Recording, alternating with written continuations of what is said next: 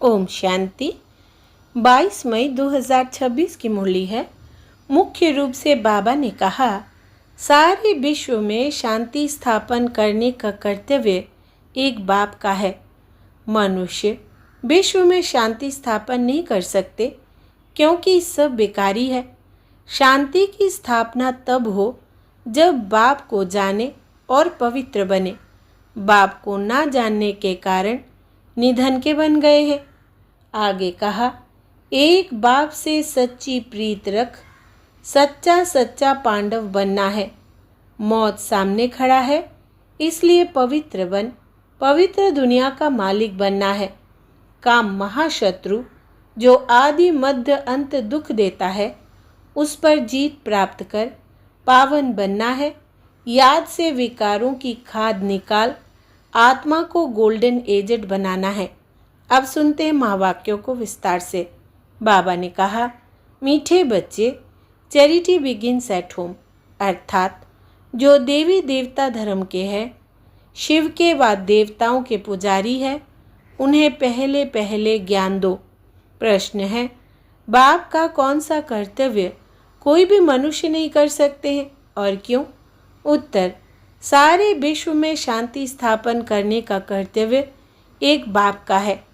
मनुष्य विश्व में शांति स्थापन नहीं कर सकते क्योंकि सब विकारी है।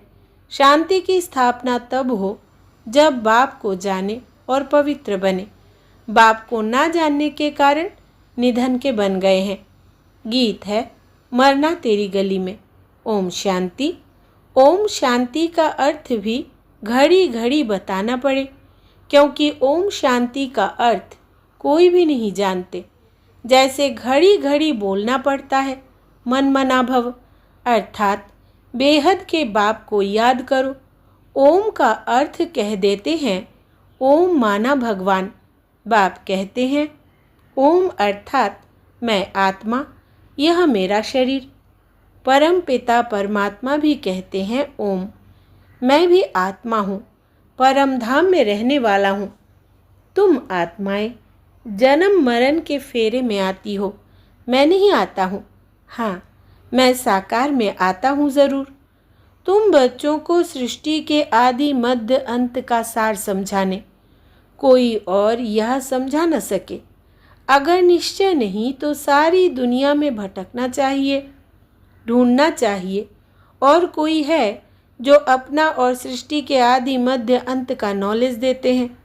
परम पिता परमात्मा के बगैर सृष्टि चक्र के आदि मध्य अंत का राज कोई बता न सके, कोई राजयोग सिखा न सके, पतितों को पावन बना नहीं सकते।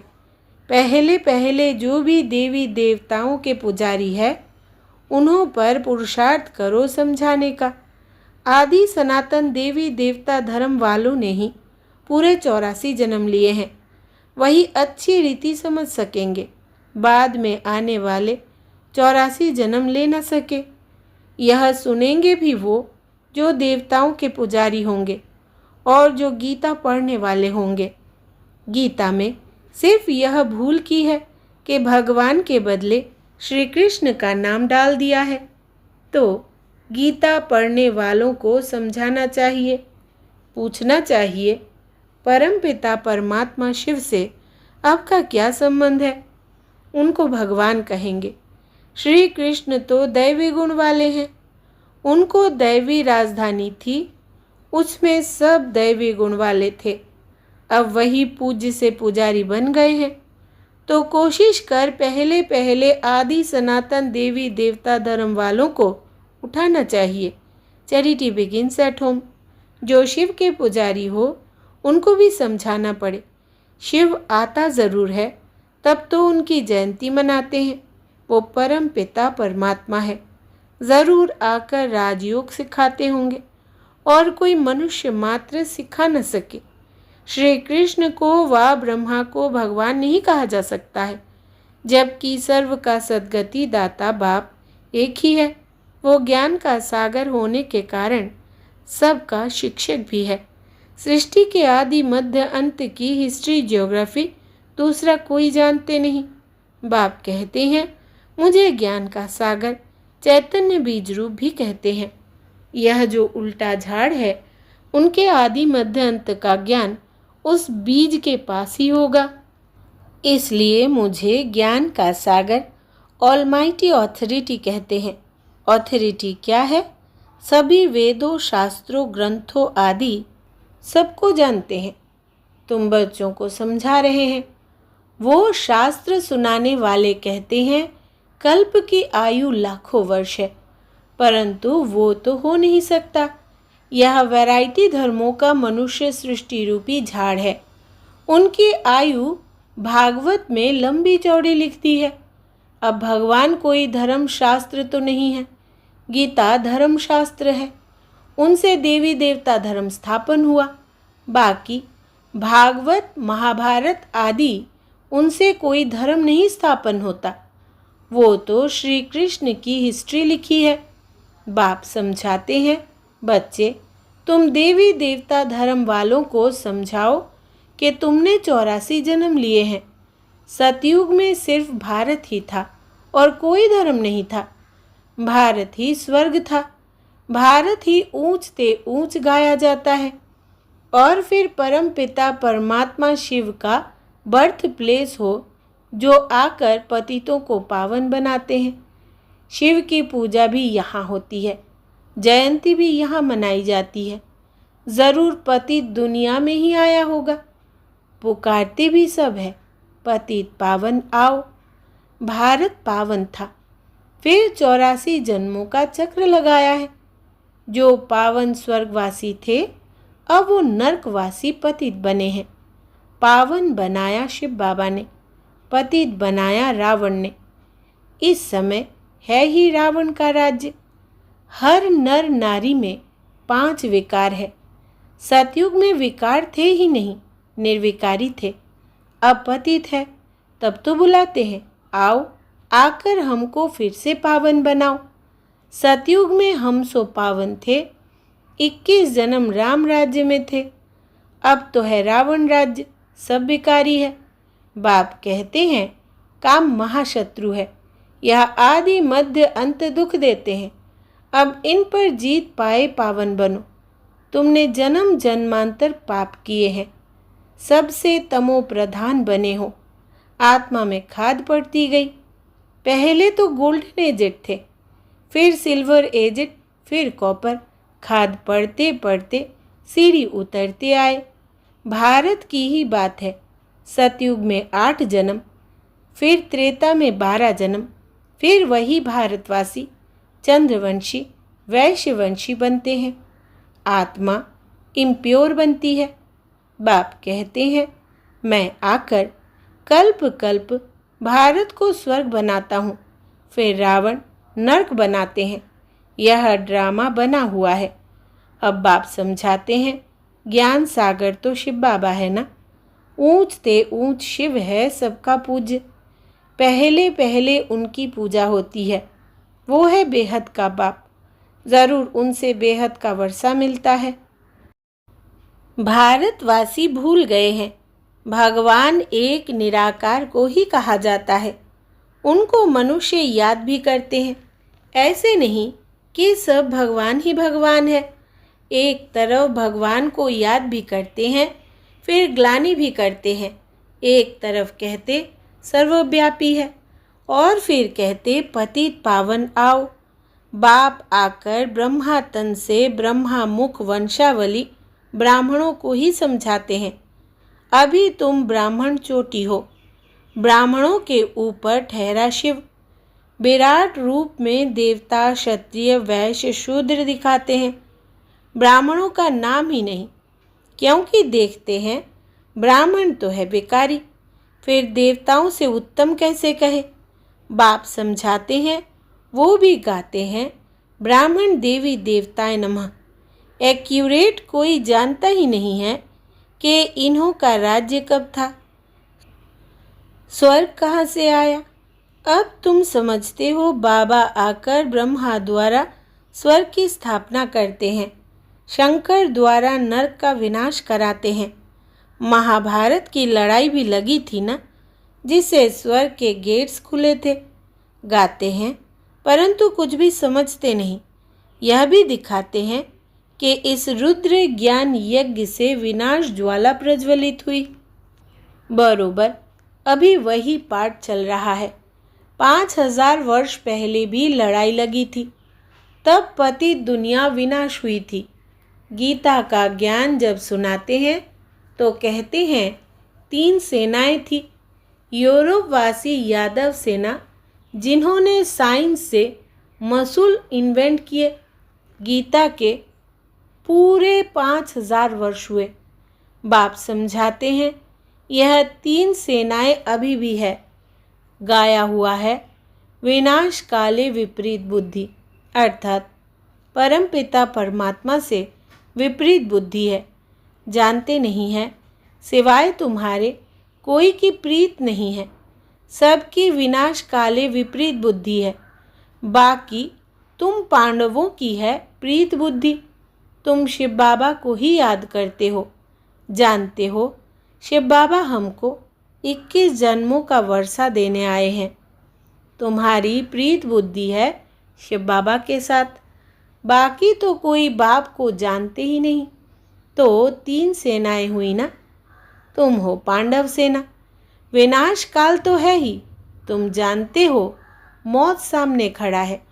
शिव बाबा कहते हैं तुम पवित्र बनेंगे तो नई दुनिया का मालिक बनेंगे। सतयुग में एक ही देवी देवता धर्म था और कोई धर्म नहीं था। अभी और सब धर्म है, बाकी आदि सनातन देवी देवता धर्म है नहीं। अपने को देवी देवता समझते ही नहीं है। कहते हैं हम तो पतित है, देवताओं के आगे महिमा गाते हैं। तुम सर्वगुण संपन्न 16 कला संपूर्ण हो। अपने को कहते हैं हम भिखारी हैं। मैं निर्गुण, हारे में कोई गुण नाही। बाप को याद करते हैं। तुमको भी एक बाप को याद करना है। बाप को याद करने बगैर पावन नहीं बनेंगे तो ऊंच पद नहीं पाएंगे। अपवित्र दुनिया का जब विनाश हो तभी दुनिया में शांति हो। मनुष्य कोशिश करते हैं भारत में और दुनिया में शांति हो, परंतु वो तो एक बाप का ही काम है। मनुष्य तो है ही भिखारी, वो शांति कैसे स्थापन कर सकते हैं। घर घर में ही झगड़ा है। बाप को ना जानने के कारण बिल्कुल ही निधन के बन पड़े हैं। सतयुग में बिल्कुल ही पवित्रता सुख शांति थी। अभी फिर बाप वो पवित्रता सुख शांति स्थापन कर रहे हैं और कोई कर ना सके। भारतवासी अब नरकवासी है। स्वर्ग में जब थे तो पुनर्जन्म भी स्वर्ग में लेते थे। अब पतित है, इसलिए पतित पावन बाप को याद करते हैं। अभी तो बच्चे जानते हैं पारलौकिक बाप को याद करने से ही विकर्म विनाश होंगे। लौकिक बाप से तो हद का वर्षा मिलता है, पारलौकिक बेहद के बाप से बेहद का वर्षा ले रहे हो। यह समझने की बातें हैं। यह कोई सत्संग नहीं है, वो है भक्ति मार्ग, यह है ज्ञान मार्ग। तुमको खुशी होती है बाबा हमको स्वर्गवासी बनाते हैं। जो कल्प पहले स्वर्गवासी बने हैं वही अब बनेंगे। ब्राह्मण बनने बगैर देवता कभी बन नहीं सकेंगे। यह समझने की बातें हैं ना। अभी तो भारत में कोई कला नहीं रही है, किसको भी पता नहीं पड़ता है। कुंभकर्ण की नींद में सोए पड़े हैं। तुमको बाप ने अभी जगाया है। तुम यहाँ आए हो स्वर्गवासी बनने, सिवाय बाप के और कोई बना नहीं सकते। स्वर्ग कहा जाता है सतयुग को, नरक कहा जाता है कलयुग को। यथा राजा रानी तथा प्रजा। अभी सब विकार से पैदा होते हैं। देवताएं कभी विकार से पुनर्जन्म नहीं लेते हैं। बच्चे अभी बाप से पवित्र रहने की प्रतिज्ञा करते हैं, लेकिन चलते चलते हार खा लेते हैं। फिर की कमाई चट हो जाती है, बड़े जोर से चोट लगती है।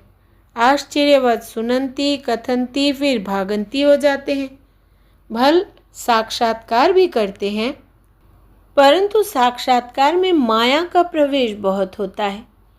जैसे रेडियो में एक दो की बात सुन नहीं सके, इसलिए बीच में गड़बड़ कर देते हैं। यह भी ऐसे है। योग में माया विघ्न डालती है। मेहनत सारी योग में ही है। भारत का प्राचीन योग गाया हुआ है। अच्छा, मीठे मीठे सिकिलदे बच्चों प्रति माता पिता बाप दादा का याद प्यार और गुड मॉर्निंग। रूहानी बाप की रूहानी बच्चों को नमस्ते।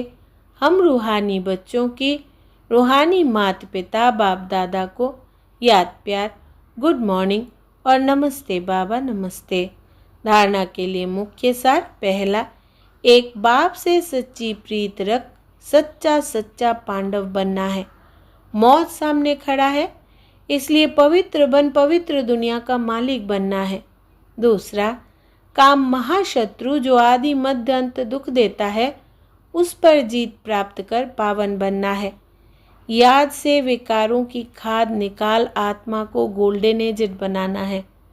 वरदान है आज का, मरजीवे जन्म की स्मृति द्वारा कर्म बंधन को संबंध में परिवर्तन करने वाले परोपकारी भव। विस्तार है, लौकिक कर्म बंधन का संबंध अब मरजीवे जन्म के कारण श्रीमत के आधार पर सेवा के संबंध का आधार है। लौकिक कर्म बंधन का संबंध अब मरजीवे जन्म के कारण श्रीमत के आधार पर सेवा के संबंध का आधार है। कर्म बंधन नहीं, सेवा का संबंध है।